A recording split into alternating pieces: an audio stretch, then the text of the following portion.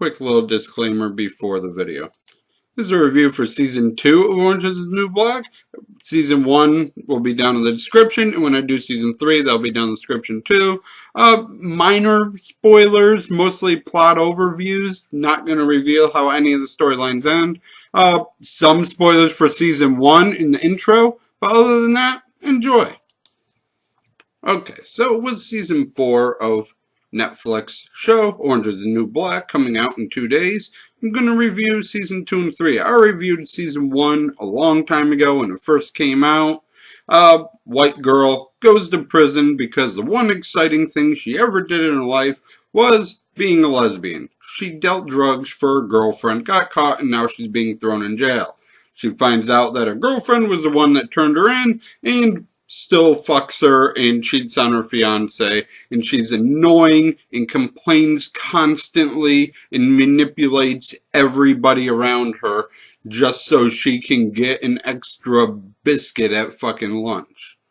Okay, so Season 2 starts, and she wakes up in segregation, not knowing why, is put on a plane to another prison in Chicago, again not knowing why, and is immediately screwed over by Alex, her girlfriend, again.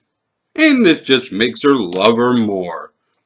Very little of the season is actually about their relationship, though. It's sprinkled in a little bit, but a lot of it is every episode is an inmate of the week.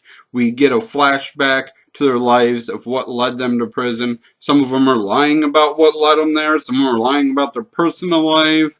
Some of them are in denial themselves, and it's really interesting that these characters you like from Season 1, you actually get to learn more in depth about them and what makes their character their current character. There's also a new inmate named So-So, who's an Asian hippie, and her big part is trying to basically show what an asshole Piper is. Piper tries to pimp her out for a blanket. And even the lesbian she was pimping her out to is like, yeah, you're a horrible person, Piper. So everyone starts to realize what a horrible person Piper is, and this hold that Alex has over her, and how she manipulates people, and how she kind of likes being manipulated as much as she cries about it. But the main plot of it all is a new inmate named V. She used to be in prison before Red, the former owner of the kitchen.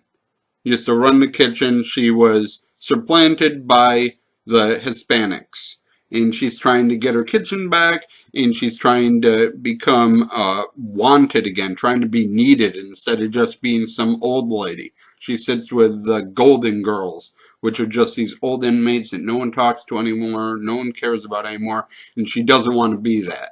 So her and V start a power struggle to see who's going to be on top again. Because when V left, like, inmates used to run this place. The black people used to be in power. Now y'all letting the Latinos run shit. So she's trying to get in power. Red's trying to get in power. And their struggle against each other is actually really good and really interesting.